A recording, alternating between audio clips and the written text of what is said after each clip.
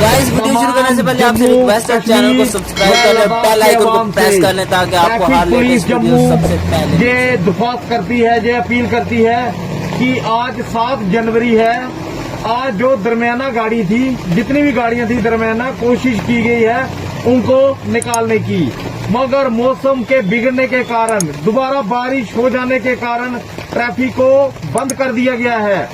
इसीलिए तमाम आवाम से ये ट्रैफिक पुलिस जम्मू दरख्वास्त करती है कि आप लोग घरों में ही बैठे रहें, क्योंकि जो रास्ता है हमारा नेशनल हाईवे है, आज के समय में वहां पे चलना खतरे से खाली नहीं है।